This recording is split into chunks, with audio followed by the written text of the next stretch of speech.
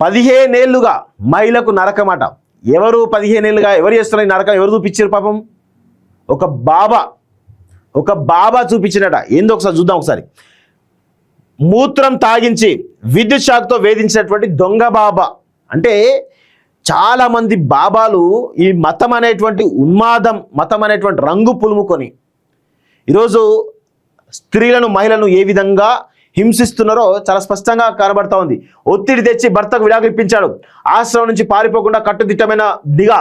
పూణేలో స్వయం ప్రకటిత గురు అకృత్యాలు.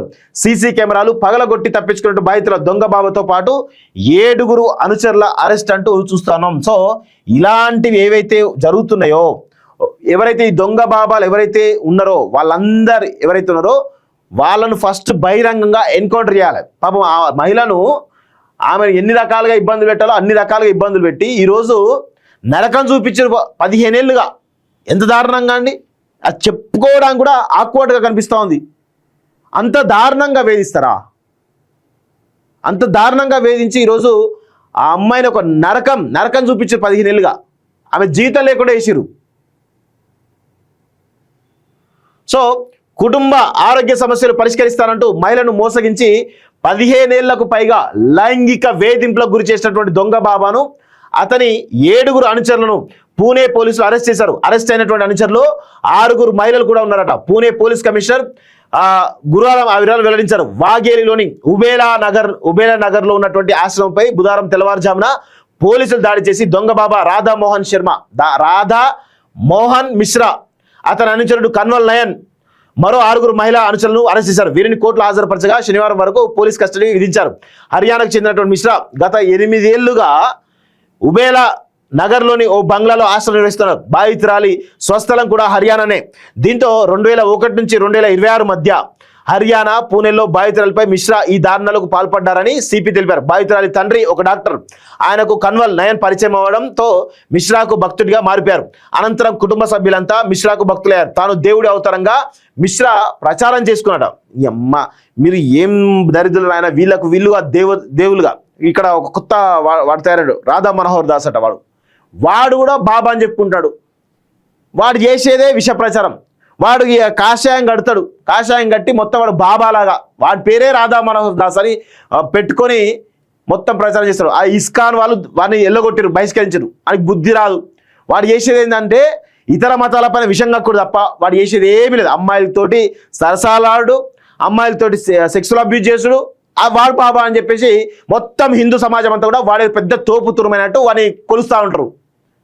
గిది జరుగుతున్నటువంటి తంతు. అసలు ఎటు పోతుంది మన సమాజం? హిందూ మతాన్ని మొత్తం కించపరిచే ఇలాంటి దొంగ బాబాలు తయారయ్యారు. రాధా మనోహర్ దాస్ లాంటి వాళ్ళు, లేకపోతే రాధా మోహన్ మిశ్రా లాంటి దొంగ బాబాలు తయారై ఈరోజు పెద్ద ఎత్తున మహిళలని అన్ని రకాలుగా వాడుకున్న విషయం కనబడతా ఉంది. దానికి హిందూ మతం ముసుగేసుకోవాలి, సనాతన ధర్మం ముసుగేసుకోవాలి, ఇక రకరకాల ధర్మాలు ముసుగేసుకొని ఈ విధంగా తయారవుతూ ఉంటారు వీళ్ళంతా. అంటే ప్రజలు కూడా హిందూ మతం, హిందూ ధర్మం, సనాతన ధర్మం అనగానే ఎవడు ఎంత పనికిమాలాడు. ఈ రాధా మనోహర్ దాస్ లాంటి ఒక రేపిస్టు అనుకోవచ్చు, లేకపోతే ఒక ఉమెనైజర్ అనుకోవచ్చు. అలాంటి వాడు దేశం కోసం, ధర్మం కోసం అనగానే వాడేదో పెద్ద బాబా అయినటువంటి కొలుస్తూ ఉంటారు. వాని దగ్గర పోయి కాలు మొక్కుతూ ఉంటారు. వాడు చేసేదే పనికిమాల పండరా నాయన. అంటే ప్రజల యొక్క వీక్నెస్ను వీళ్ళు ఎన్కరేజ్ చేసుకుంటా ఉన్నారు. చాలామంది హిందూ ధర్మం అని చెప్పుకున్నటువంటి మెజారిటీ 50% పైగా అంతా ఎవరైతే హిందూ ధర్మం చెప్పుకొని మేము ధర్మ ప్రచారం చేస్తాము, లేకపోతే మేము అంతా హిందుత్వవాదులము, సనాతన ధర్మవాదులు అని చెప్పుకున్నటువంటి దాదాపు 50% మంది దొంగలే. ఈ కరుణాకర్ సుగుణాల లాంటి వాళ్ళు, లలిత్ చౌదరి లాంటి వాళ్ళు, లేకపోతే ఆ భాస్కర్ కిల్ లాంటి వాళ్ళు, ఆ కరాటే కళ్యాణ్ లాంటి వాళ్ళు, మాధవిలత లాంటి వాళ్ళు, ఆకుల శ్రీవాన్ లాంటి వాళ్ళు, ఆ మౌనిక సుంకర్ లాంటి వాళ్ళు, వీళ్ళంతా ఎవరు? హిందూ ధర్మం అంటే వాళ్ళకు ఎలాంటి ఉపాధి లేక, ఏం పని చేతగాక, హిందూ ధర్మం సనాతన ధర్మం అనగానే డబ్బులు పడతాయి కదా అని దాంట్లో ఒక పరిస్థితిలోకి వీళ్ళు మొత్తం ప్రజలు చైతన్యం చేసే ప్రయత్నం చేస్తూ ఉంటారు. ఇది జరుగుతున్నటువంటి తంతు. ఇలాంటి పరిస్థితుల్లో వీళ్ళందరూ కూడా ఇలాంటి, అంటే మన తెలంగాణలో, ఆంధ్రప్రదేశ్, 2 తెలుగు రాష్ట్రాలు ఇట్లున్నారు. ఇక మిగతా చోట్ల కూడా ఇదే పరిస్థితి కనబడుతూ ఉంది. రాధామోహన్ మిశ్రా లాంటి వాళ్ళు ఈరోజు వాళ్ళు బాబాలుగా చెప్పుకుంటూ మహిళలను లోబర్చుకొని ఏ విధంగా ఇస్తున్నారో చూడండి ఒకసారి. 15 ఏళ్లుగా బాధితులను శారీరకంగా మానసికంగా లైంగికంగా వేధింపులకు గురి చేశాడు, బలవంతంగా మూత్రం తాగించారు, విద్యుత్ షాకులకు గురి చేశాడు. ఈ బాధల నుంచి తప్పించుకునేందుకు బాధితురాలు పెళ్లి ప్రయత్నాలు మొదలుపెట్టారు. దీంతో మిశ్రా అనేక షరతులు విధించి ఒక మ్యాట్రిమోనీ వెబ్సైట్ ద్వారా పెళ్లికి ఏర్పాటు చేశారు. పెళ్లికి ముందే వరుడితో పారిపోమని ఆమెకు సూచించాడు. తద్వారా ఆమె ప్రవర్తన సరిగా లేదని కుటుంబ సభ్యులను నమ్మించాడు. భర్తతో గడిపిన క్షణాలను వీడియోలు తీయించాడు. ఆ వీడియోలతో ఆమెను బ్లాక్మెయిల్ చేశాడు. చివరికి ఆమెపై ఒత్తిడి తెచ్చి భర్తకు విడాకులు ఇప్పించాడు. ఆమె ఆస్తిని తన పేరిట రాయించుకున్నాడు. ఆశ్రమం నుంచి తప్పించుకోకుండా ఆమె గది చుట్టూ కట్టుదిట్టమైనటువంటి నిఘా ఏర్పాటు చేశారు.